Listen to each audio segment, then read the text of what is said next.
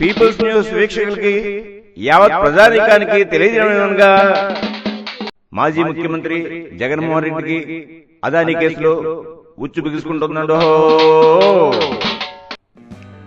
అదానీ కేసులో జగన్ చుట్టూ ఉచ్చు బిగుస్తోంది. అమెరికా కోర్టులో అదానీ అవినీతి వ్యవహారంపై అక్కడ దర్యాప్తు సంస్థ ఛార్జ్ షీట్ దాఖలు చేసింది. ఇండియాలో కూడా విద్యుత్ ఒప్పందాల కోసం అక్కడ అధికారులతో పాటు ప్రభుత్వ అధినేతలకు లంచాలు ఇచ్చారన్నది ప్రధాన అభియోగం. అయితే అక్కడ నేరుగా ఎక్కడ జగన్ ప్రస్తావన చేయలేదు. కానీ చాలా చోట్ల మాత్రం ఏపీ చీఫ్ మినిస్టర్ ని అదానీ కలిసినట్లు ప్రస్తావించారు. అదే సమయంలో ప్రముఖుడికి 1750 కోట్ల రూపాయల లంచం ఇచ్చినట్లు పేర్కొన్నారు. దీంతో జగన్ చుట్టూ అనుమానాలు పెరుగుతున్నాయి. పైగా దీనిపైన పెద్ద ఎత్తున ప్రచారం నడుస్తుండటంతో జగన్ ఇరకాటంలో పడ్డారు.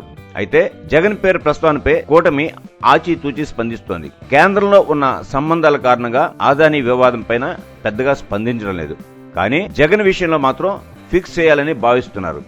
ఇందుకోసం న్యాయపరంగా రాజకీయపరంగా మంత్రాలను సాగిస్తోంది కూటమి ప్రభుత్వం. ఒకవేళ ఢిల్లీ నేతలు గ్రీన్ సిగ్నల్ ఇస్తే మాత్రం జగన్పై ఎదురుదాడికి కూటమి ప్రభుత్వం సిద్ధంగా ఉంది. ఎట్టి పరిస్థితుల్లో జగన్ ను వదలకూడదని భావిస్తోంది. కానీ బీజేపీ పెద్దల ఆలోచనకు అనుగుణంగా అడుగులు వేయాలని ప్రయత్నిస్తోంది.